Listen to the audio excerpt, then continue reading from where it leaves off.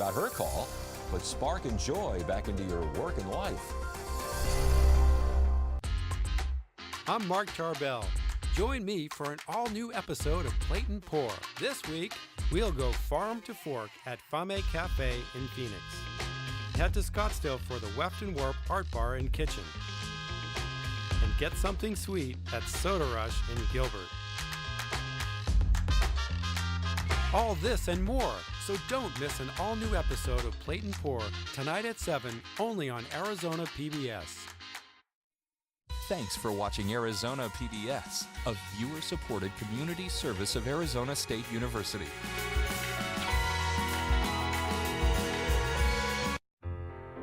Arizona PBS deeply appreciates every gift we receive, and we are proud to honor our Executive Society. These supporters believe in the mission of public television and are making a real impact in our community.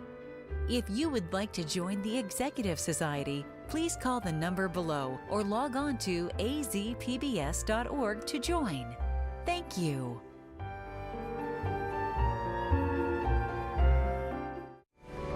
Coming up next on Arizona PBS, Life and World.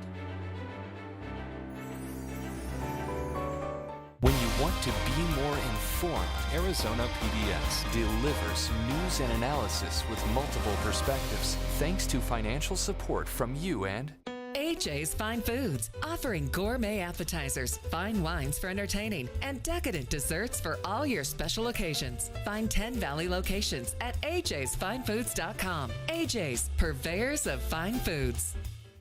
I'm Susan Linkus of the Linkus Group, a fee-based registered investment advisor specializing in financial planning, investment management, insurance strategies, and more. LinkusGroup.com, investing for life. From the Cronkite Studios in downtown Phoenix, this is Cronkite News. Weather conditions are abnormal with rain and snow all over Arizona. We'll break down the latest totals and what else to expect. The Arizona legislature has given new life to a law that affects people struggling with drug addiction. How it may help save lives, coming up. Plus, dozens of armed Arizonans gathered at the state capitol. We'll explain why they're celebrating their guns. Cronkite News starts now. Good evening and welcome to Cronkite News on Arizona PBS. I'm Taylor Rocha. And I'm Bobby Kraus. Thank you for joining us. A bill that would legalize needle exchanges across Arizona is one step closer to becoming a reality. But that's not without some struggle to get the bill even heard. Cronkite News reporter Bryce Newberry joins us live with what happened at the Capitol. Yesterday, the House State and International Affairs Committee passed the bill unanimously. Arizona is one of 29 states that have not legalized syringe service programs, but advocates say a law like this could significantly help people who inject drugs. We have a crisis situation here in the state of Arizona. That crisis, people addicted to drugs. And I don't think we have a comprehensive plan to tackle this issue. State Representative Tony Rivero tackling the issue by reintroducing a bill to legalize needle exchange programs. A similar bill failed in the state Senate last year. The bill aims to reduce the spread of viral hepatitis and other bloodborne diseases, encourage individuals who inject drugs to enroll in evidence-based treatment, and reduce needle stick injuries to law enforcement officers. We average 2 to 3 pricks a month on average in the city of Phoenix. Sometimes those pricks come carrying a disease. Advocates say a bill like this could dramatically reduce cases of HIV and hepatitis C. Indiana legalized syringe services in 2015. The lesson here is that public health policy would have saved their lives. House Bill 2718 came in as a last-ditch effort to get the legislation heard. Rivero chairs the House State and International Affairs Committee. He erased a bill assigned to his committee and replaced the language with the needle exchange legislation. The original needle exchange bill that he wrote, 2148, was assigned to the Health and Human Services Committee, but the chair never put it on an agenda. Considering that we are still smack dab in the middle of an opioid crisis and still looking for solutions, it's a little mind-boggling to me why this wasn't heard sooner and why it wasn't heard in the committee it was assigned to, but we know that we do have the support to keep this bill going. Haley Coles organized speakers for Wednesday's hearing where state lawmakers heard testimony from nearly a dozen people, all in support of the bill. One of those speakers, Christopher Abert, leads a needle exchange in Indiana. While efforts are being made to address and respond to the opioid epidemic and the HIV and hepatitis C epidemics, not enough is being done. Representative Rivero says this bill could also legalize fentanyl testing strips here in Arizona. Last week, we reported on groups who hand out these strips, and these are the strips that a Johns Hopkins University study says could help reduce opioid overdose deaths, as they allow active drug users to test their illegal drugs for the presence of fentanyl. That's because fentanyl is being laced into drugs like heroin and OxyContin all over Arizona. But the strips fall under the drug paraphernalia law. Well, Representative Tony Rivero says he's familiar with the strips, and his bill could be an opportunity to legalize them as well.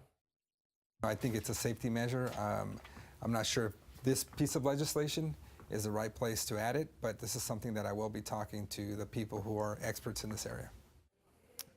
Representative Rivero says the conversation is ongoing, and most pieces of major legislation in the state go through several rounds of changes before passing. Live in the Broadcast Center, Bryce Newberry, Cronkite News. Just about the entire state is dealing with a massive winter storm. Here in the valley, we're seeing rain and dark skies. In the higher elevations, schools are closed, and plows are having a hard time keeping up with the snow. Here's a look at some of the conditions around the state. You can't even see the road signs cautioning you to drive safe up in Sunset Point. Semis were lined up this morning, stuck in both directions due to closures in Kingman. Windy roads covered icy snow in Oak Creek, and roads you can't even see in Flagstaff. Those snowplows are going to be hard at work all day trying to keep the roads clear. Take a look at this time lapse of the rain and storm clouds moving through downtown. Even though it's messy, all this precipitation is having a positive impact on the state. Lauren Sheeler is here with a look at the storm totals. Yeah, certainly an active weather day across the valley. We're just going to jump right in, toning in on radar. Current conditions, showers really picking up way out in the East Valley, kind of south of Superior, and then also pressing toward way out west past Casa Grande. But slippery conditions all over the valley. So if you're driving out tonight, even tomorrow, keeping it in mind for extra slippery roadways. And keep in mind for the snow up north as well. We're tracking feet of snow in places like Flagstaff, places like Prescott and Payson, and even a foot potentially in places like the Grand Canyon, just days ahead of their centennial. We're just hoping that this weather doesn't impact any of their events they have planned up north. And this is interesting too, the same weather system while we're tracking these snow totals that brought us these stats are actually giving 2 to 4 inches in Las Vegas, a record for the decade for them. But we'll talk about how all this rain and snow actually means good news for the valley coming up. The rainy weather here in the valley brought the first Cactus League game of 2019 to an end not long after it started. The Oakland A's and Seattle Mariners only got an inning and a half before the game was called. Stephen Cusimano examines the impact the weather had on the players and the big business that is spring training here in Arizona. The rain all day is good for me. The words baseball and rain typically don't go together, especially in the Arizona desert. You know, cold weather in Arizona. It's kind of a surprise for me. On Thursday, the Valley's spring training scene was drenched, but Royals catcher Salvador Perez welcomed that wet weather with open arms. Anytime you need a weekend day like that to rest your body, to not doing nothing outside is pretty good. While the rain does mess with players' daily spring training routines, it doesn't necessarily hinder them from continuing their preparation for the season. You know, we'll still get our work in here. We'll still go in the cages, get our drill work done, and still focus on what we got to do and get in the weight room and, stay ready. While the rain may mean fun and games for some players at spring training, Cactus League spokesperson Andy Bagnotto mentions that the business side is affected a little bit differently. Every day you lose is obviously a day you're not creating that revenue. With the tourists in town who come for the Cactus League, they're obviously spending their money other places. So that money does stay here in the valley. Prior to last season, Cactus League's schedule was cut down as part of a new collective bargaining agreement between players and owners, making each game count even more toward the bottom line. But as most Arizonans know, the sun won't stay away from the Valley for too long. It's disappointing, I think, for the fans. The good news is even our short-term radar is that we're going to have sunshine on Saturday, and then by next week it looks like we'll be back in the 70s and, business as normal, as we say. The Cactus League said spring training generated more than $600 million in economic impact for Arizona's economy last year. In Scottsdale, Stephen Cusimano, Cronkite News.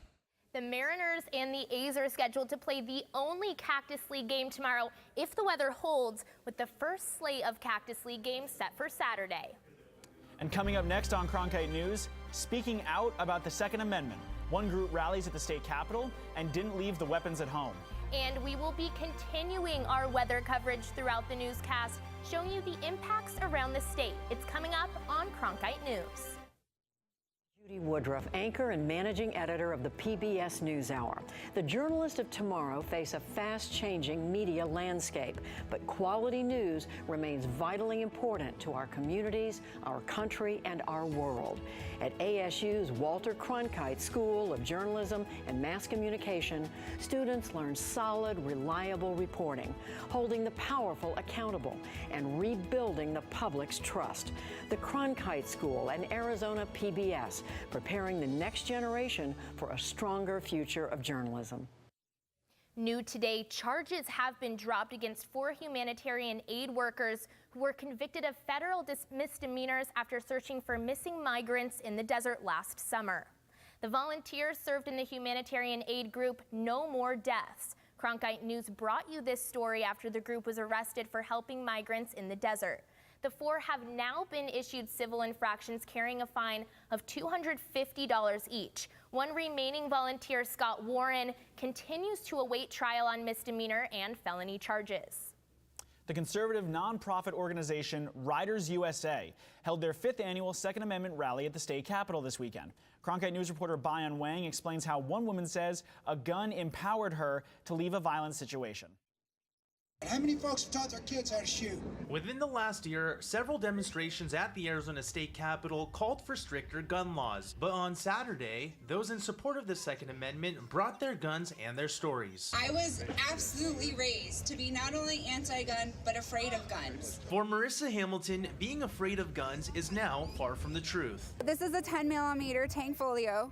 I bought this for my birthday a couple of years ago. But she says going from anti-gun to pro-gun was less of a decision than it was a need to survive. It started with power and control, it turned into verbal abuse, and eventually it became physical abuse. Hamilton says her marriage eventually became very violent. Police intervened more than half a dozen times, but one meeting with a female officer changed her mind forever. And she said to me, I want you to be aware that the 7th, 8th, 9th, or 10th time statistically is the most probable time that you're going to end up being killed and you're not going to make it. And so you need to go and get a restraining order, but you also need to learn how to protect yourself and get a gun and learn how to use it. Several others at the event said the Second Amendment is empowering, especially for women. If every woman really thought about it, guns are a woman's best friend. The holster actually came from Tombstone. It's technically meant for a revolver, but it's my favorite holster and my favorite gun, so I carry them together. In Phoenix, Bayan Wang, Cronkite News. Several hundred people attended the 2-hour event, and Cronkite News did not witness any counter-protesters. $536 million.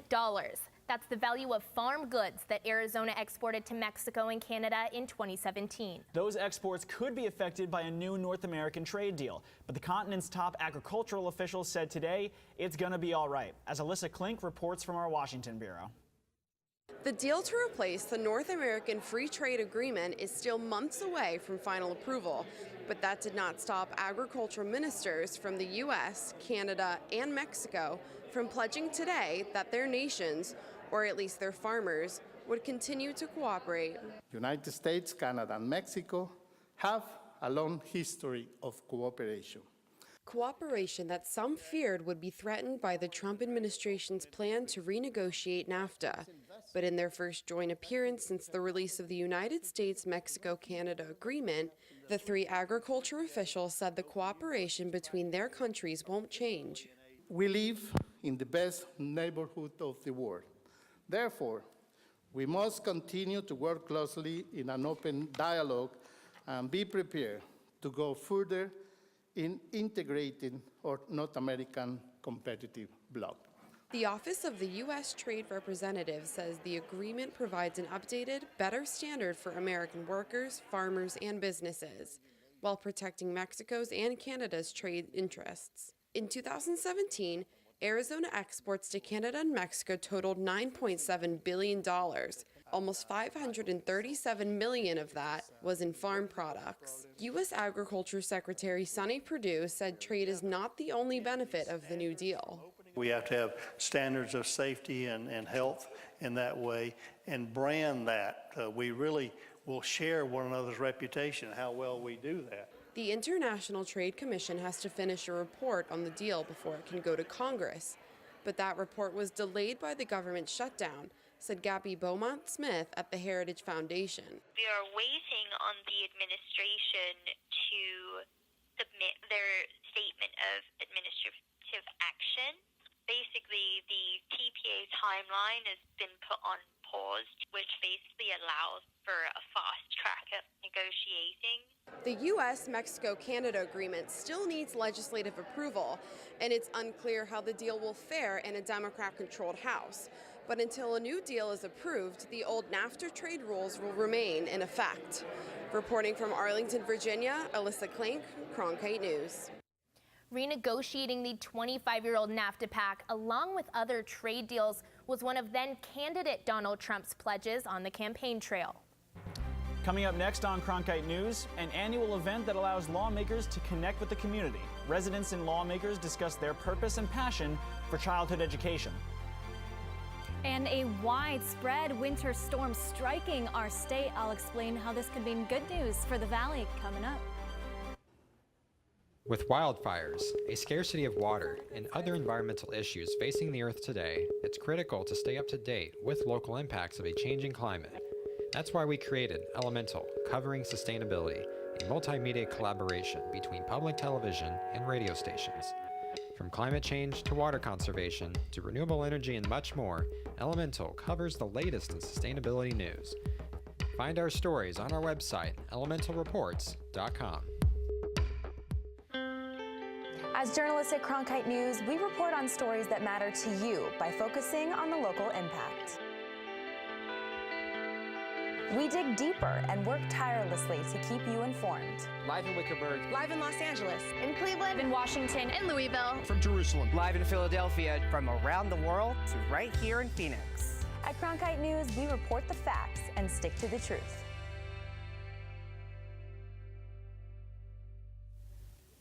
Talking about suicide and depression could save a life.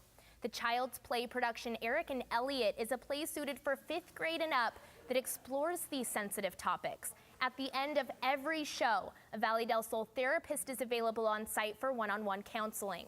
Family therapists like Caitlin Gisler say that talking about suicide and depression at any age doesn't promote the act of it. Research shows just the opposite. But knowing that if you have a young child, even younger than that, who is having any kind of experiences in their life that makes them question or think about death, it's okay if you need to talk about it within their language and their developmental way. After the show, resource packets are given to each student who attends the production. The Eric and Elliot Play Tour will run through the end of February.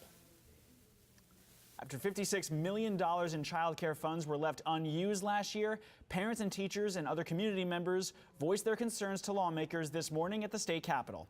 As Sammy Giebers reports, right now there are bills making their way through the legislature to determine where and when these funds will be spent. It is cold and it's raining here at the Capitol, but that didn't stop people from coming out for Early Childhood Day. We're here with people from every community and every legislative district who are working with kids, who are champions, who know that the votes that happen in these two buildings right here make a huge difference in the lives of children and families. You should grab a flyer and take it back to your office. The Arizona Early Childhood Alliance sponsors the annual get-together to make sure lawmakers are connected with their community, that they know the importance of early childhood development. Good morning, Senator. That's why Stephanie Paredes is here. Was currently a preschool teacher for infants and toddlers. She knows firsthand how introducing children to learning right from the start can impact a life. There are millions and millions of children that are not learning and getting the support and the knowledge that they need. Legislation that Azeka is pushing for are House Bills 2124 and 2125 and Senate Bill 1224, all relating to the $56 million of federal child care funds that were not spent last year. There is the notion that accepting money from the federal government, some people are reluctant to do that because they always think there's strings attached. I think that's all fallacy. Senator David Bradley from Tucson thinks the bills have a good shot of getting through. I mean, I think the governor recognizes the importance, which is always a vital piece of the puzzle if the governor is behind an issue. But for now, supporters will continue to meet with their legislators and remind them of the importance of early childhood education. At the state capitol, Sammy Giebers, Cronkite News. Hundreds of people managed to brave the rain at the Capitol. Even if participants didn't meet with their legislator, they were encouraged to tour the museum, House, and Senate to learn how bills become laws. We have Lauren Sheeler back with us to talk this crazy Arizona weather. Now, Lauren, I came to school here from New Jersey to escape the cold and rain, so what's going on here? Yeah, I know. People from Arizona did not sign up for this when they decided to live here. So the actual thing is, though, it's actually good news for us. According to the National Weather Service, Arizona is approaching a 20-year drought. So when we have things like rain totals, snow totals coming in, this is actually huge news for us for our reservoirs. So if we can take one for the team, stick it out, deal with this winter storm warning. It was issued by the National Weather Service. It's going to stick with us. Everything in white qualifies through tomorrow night. But here's how it breaks down for us in terms of in the valley. Tomorrow morning, you're heading out the door for your last day of work for your work week.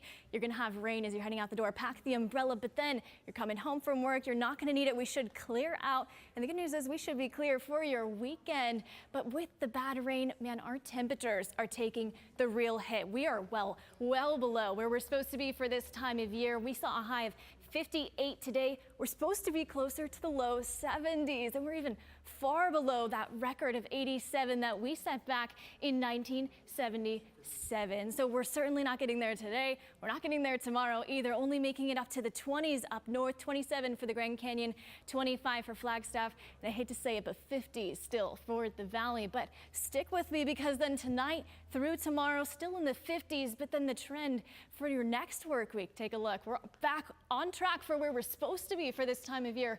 Temperatures climbing into the low to mid 70s come next work week, even 77 for next Friday, bringing sunshine back to your forecasts. And people all over are taking to social media. So while we are trying to stay dry here in the valley, other people across the state are experiencing a winter wonderland. Snow seems to be falling like bubbles in parts of Flagstaff.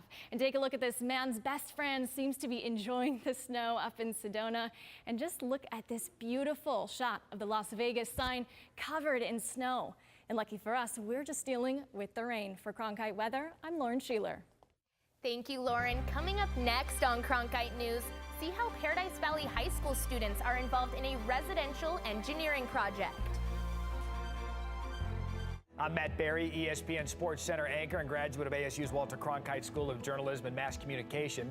With its bachelor's and master's degrees in sports journalism, the Cronkite School is preparing the next generation of sports journalists to tell stories that matter, stories that excite, inspire, and inform. Cronkite immerses students in covering sports at all levels in one of the country's top sports markets. It's this hands-on experience under the guidance of award-winning sports media veterans that shape the top journalists of tomorrow.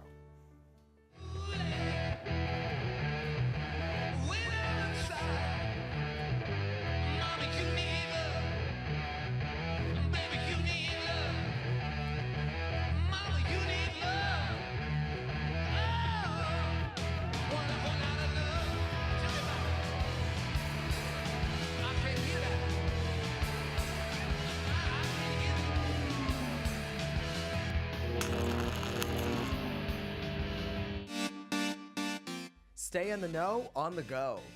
At Cronkite News, we work hard to report the facts and keep you updated, whether we're on set or on the scene. Taking it from the studio to the field. So I'm here in South Phoenix. In Phoenix, we're just a click away. Follow us on Facebook and Twitter, or find us online at cronkitenews.azpbs.org. I started watching Horizon. It was all about local, detailed information, interviewing representative, the debates. It was all local, and having moved here from Minnesota, I really didn't have a lay of the land, so it was a way to get details on the new state I'd moved to, and I liked it. It wasn't combative, it was informative. It was just, here's the facts. That sucked me in quite quickly.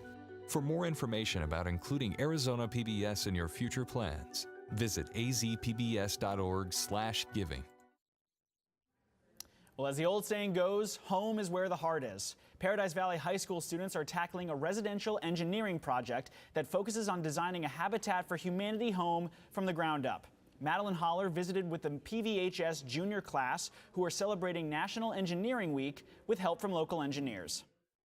We're trying to elevate the human experience through design, and I think for a home, that's really important. Mrs. Seddon's engineering and architect class is putting themselves in the shoes of working engineers, acting as if they are in charge of designing and engineering a Habitat for Humanity home based on their clientele needs. Mechanical engineers from DLR Group visited the class to share what engineering can look like and how design ensures a home is in working order. Before it was kind of just general, like, oh, these engineers do this, these engineers do that, but having them actually come in and explain it and explain their personal experience was very helpful as far as knowing where you can go and what you can do within the field. The class crafts their designs on an engineering program called Revit, allowing students to make 2D and 3D visuals of the home they are building. The mechanical engineers stepped in and lended a helping hand. Is the way that we used to do load calculations. On how to treat mechanics of a home, one that is considered suitable to live in. When they actually have a real-life engineer come into the classroom, the kids can ask them questions, and they can make it really relevant to what kind of jobs are available when these guys graduate from high school. Ken Drunowski, a visiting engineer and a Paradise Valley High School alum, says he was in a similar class in high school. During Drunowski's presentation, he made note of the current nationwide shortage of engineers, leading students to believe this is an optimal time to head into the field. It's definitely a very marketable skill, and people getting out of college with engineering have no problem getting a job, whereas people with other degrees can struggle from time to time. In Paradise Valley, Madeline Holler, Cronkite News. Students will complete their Habitat for Humanity designs by spring break and will be ready to work with architects at Orchid Winslow in March to build scale models of their houses. Next on the agenda, a commercial engineering project where they will be responsible to turn a blank warehouse into a 2-story library. Cronkite News is proud to be the news division of Arizona PBS. Here's what's coming up on Arizona Horizon and PBS NewsHour. On the next Arizona Horizon, Corporation Commissioner Sandra Kennedy talks about her call for a stronger renewable energy mandate. And author Tanya Katan talks about her call to put spark and joy back into your work and life. I'm Judy Woodruff. On the next NewsHour, the former acting director of the FBI, Andrew McCabe. That's Thursday on the PBS NewsHour.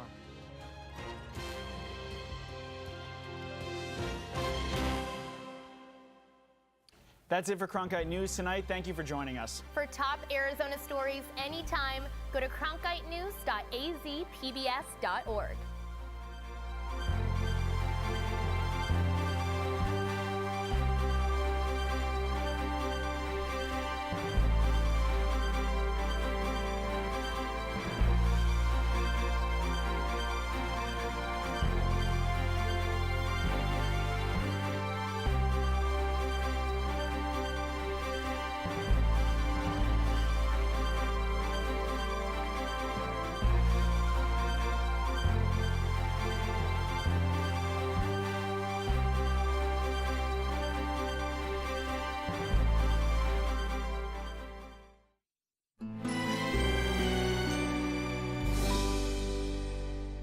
I'm Mark Tarbell. Join me for an all-new episode of Plate and Pour. This week, we'll go farm to fork at Fame Cafe in Phoenix and head to Scottsdale for the Weft and Warp Art Bar and Kitchen.